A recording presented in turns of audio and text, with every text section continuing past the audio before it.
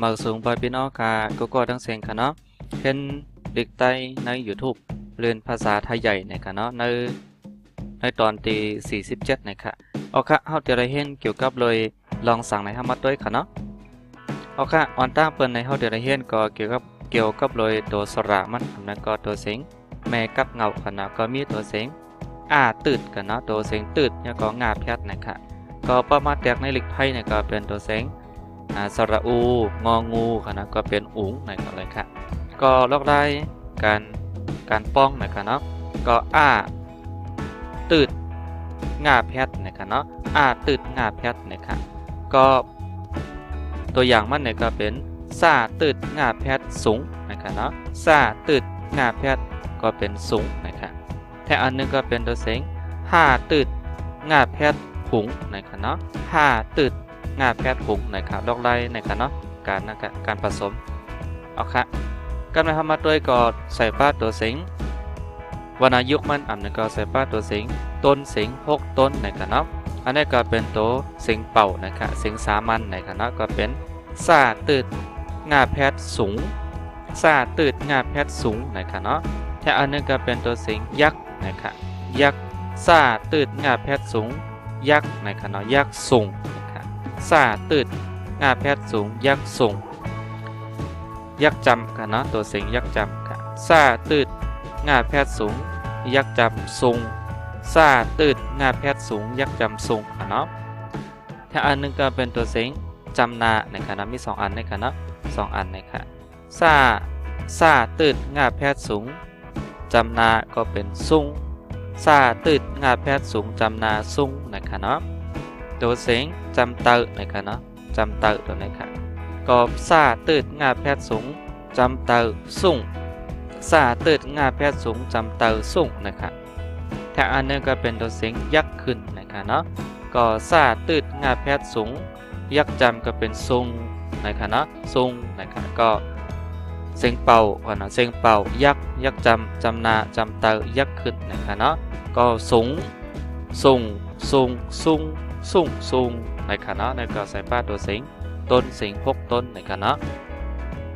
เอาค่ะก็ไม่ก็เขาดีมากเขาตัวในตอนสอน40ในคณะ47ในค่ะว่าเขาจะได้เห็นเกี่ยวกับไปลองสั่งในคณะข้อที่1ก็เป็นตัวสิงในคณะสิงป้าตืดงาแพทย์ปุ๋งจำนาปุ้งในก็อะไรค่ะอันนั้นก็ป้าตืดงาแพทย์จำนาปุ้งในคณะหน้ามาแพทย์น้ำจำเตอน้ำปุ้งน้ำกันเนาะปุ้งน้ำตัวนี้พอมาจากเนื้อเด็กไทยเนี่ยก็ที่ไม่ได้บอกว่าปิ๊บในก็อะไรกันนะเช่นเป็นปิ๊บน้ำมันนั่นขนาดเนาะพอมาเอามาเฮ็ดเป็นปุ้งน้ำก็อะไรอันนั้นก็เป็นทางน้ำในก็อะไรกันนะมีป้าตัวอย่างมันจอมค่ะแค่อันนึงก็เป็นตัวเสียงล่าตืดงาแพทย์หลุงจำนาลุงว่าแพทย์เฮาจำนาค่ะเนาะเฮานะครับลุงเฮาลุงตัวนี้ก็ไม่ได้แปลว่าลุงค่ะเนาะเฮาก็ไม่ได้แปลว่าเราในก็อะไรค่ะเนาะย้อนเพราะว่าเฮาในมันเอาต่างตัวเจ้าเก่าหังกล้วยก็อะไรต่างตัวเฮาเป็นจุ้มก็อะไรค่ะเนาะก็กล้วยกาเขาใส่ไว้ในเด็กไทยว่าเราในแปลว่าเฮาเนี่ยก็มีขอความติดปองวันไร2เมียวค่ะเนาะซาค่ะเนาะกางกิ้งค่ะเนาะซากางกิ้งโตกล้วยเตอยอก็ตัวสิงแพทตัวนี้ค่ะเนาะกางกิ้งซากางกิ้งเสือยักษ์เสือกาตืดงาแพทย์กุ้งยักษ์จำกุ้งเสือกุ้งนะเนาะเสือกุ้งตัวนี้ก็ไม่ได้แปลว่าใส่กุ้งนะครับเนาะกุ้งก็ไม่ได้แปลว่ากุ้งนะครับเสือตัวนี้ก็ไม่ได้แปลว่าใส่ค่ะเนาะก็การมันก็เสียงมันติดเปิงกันอีดค่ะเนาะตาตืด2ค่ะเนาะพอมันมี2เส้นเท่ากับดีลาดว่าตืด2ค่ะเนาะพอมีเสียงเดียวเท่ากับดีลาดว่าตืดไหนหังกวยมันค่ะเนาะตืดไหนไม่เหลียวค่ะกวยการนี้มันมี2เส้นในหนังคือมันพอเดเปิงกันค่ะเนาะก็เป็นตาตืด2มาแพทย์ยักษ์จำตมนะครับตาตืด2มาแพทย์ยักษ์จำตมตืดงาแพทย์หุงตืดงาแพทย์หุงนะครับเนาะเขาอ่านว่าต้มหุงนะครับต้มหุงตัวนี้ก็ไม่ได้แปลว่าต้มหุงเหมือนกันเนาะต้มตัวนี้ก็ไม่ได้แปลว่าต้มนะครับ หุงก็ไม่ได้แปลว่าหุงกันเนาะอันนั้นก็นึ่งนั่นก็ไรค่ะซาตืดงาแพทย์สูงซาตืดงาแพทย์สูงอ่านว่าสูงสูงนะคะเนาะสูงสูงนะคะก็ไม่ได้แปลว่าสูงสูงเหมือนกันค่ะเนาะตัวสองตัวนี้ก็มันเหมือนกันค่ะล่าตืดงาแพทย์หลุงจำนาลุงนะคะเนาะเขาก็เลยเห็นมาค่ะห้าว่าแพทย์เฮาจำนาเฮาแอค่ะเนาะแอใส่มาแหมจำนาแม่ป้าตืดงาแพทย์ปุ๋งจำนาปุ้งหน้ามาแพทย์น้ำจำเตอน้ำลุงเฮาแม่ปุ้งน้ำนะคะเนาะ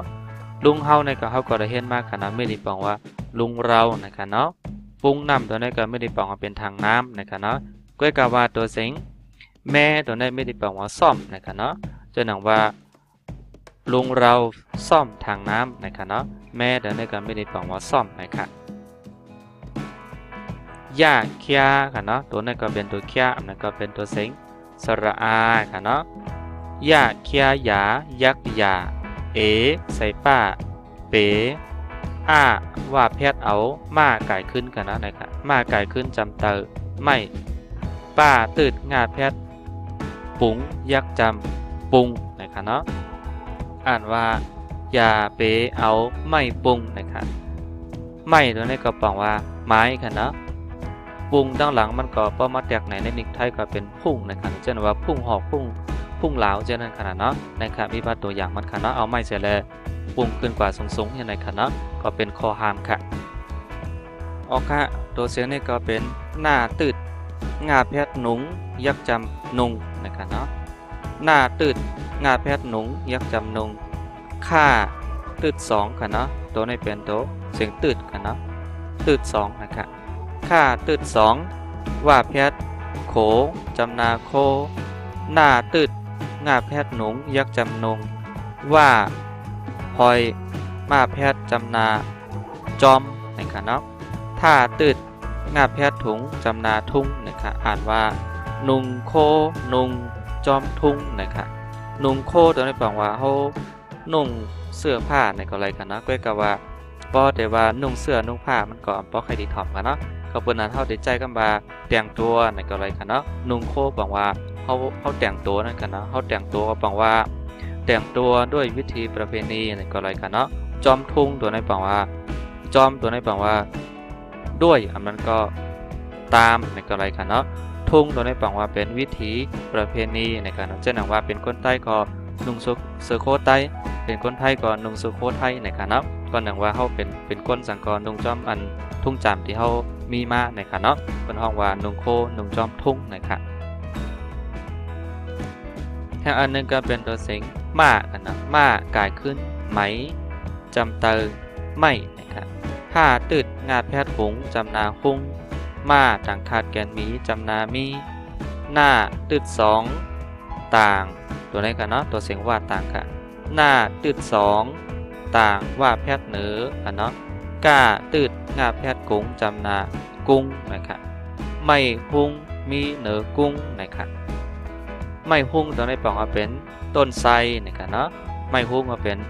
ต้นไทรนะครับเนาะต้นไทรมันก็มีต้นเล็กต้นใหญ่นะครับเนาะนะครับพอเขาหันได้กับบนเดียวผ้าขาวผ้าเขียวกับมัดไว้นะครับเนาะไม่หุ้งก็แปลว่าต้นไทรครับเนาะมีก็แปลว่ามีเหนือตัวนี้แปลว่าบนก็อะไรกันเนาะก็กะว่ามันเป็นเหนือในก็อะไรค่ะบนในก็อะไรกันเนาะกุ้งตัวนี้แปลว่าเป็นเนินนะครับเนาะจะนำว่าเป็นเนินเขานะครับเนาะค่ะมาตืดงาแพทย์หมุงยักจำมุงตาตืดสองเงียบแพทย์จำนาตัวตาต่างขาดแกนตียักจำตีซาตืดงาแพทย์สูงซาตืดงาแพทย์สูงในคณะก็เป็นมุงตัวตีสูงนะครับเพราะมาตัวในก็มุงตัวสองตัวในคณะมุงตัวในบอกว่าชะเง้อมองนะครับเนาะชะเง้อมองในก็อะไรค่ะมุงตัวเขาอยู่ที่ไกลๆอะไรเขามุงตัวในคณะชะเง้อมองนะครับเนาะตีตัวนี้บอกว่าที่สูงก็บอกว่าตีสูงในคณะเจ้าหน้าเขาอยู่ทางใต้เสร็จแล้วเขามุงตัวเนื้อ100.5ในคณะนั่นก็เป็นตีป่องค่ะเนาะ มุงตัวปองว่าเป็นชะเง้อมองในก็ไรค่ะเนาะ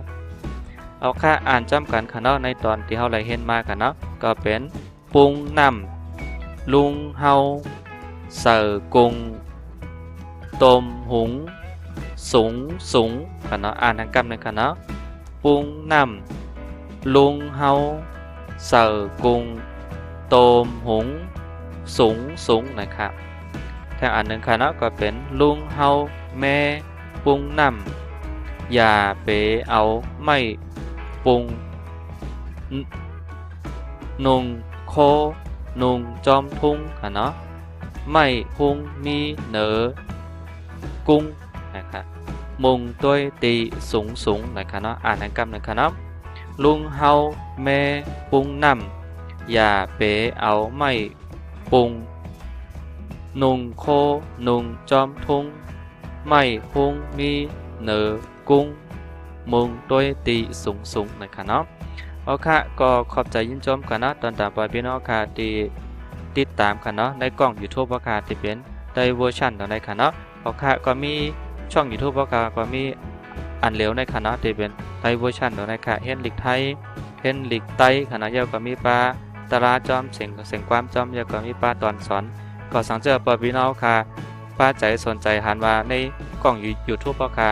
มีพรหลีในก็กดติดตามไว้กันเนาะสังเจอว่าเขาอะไร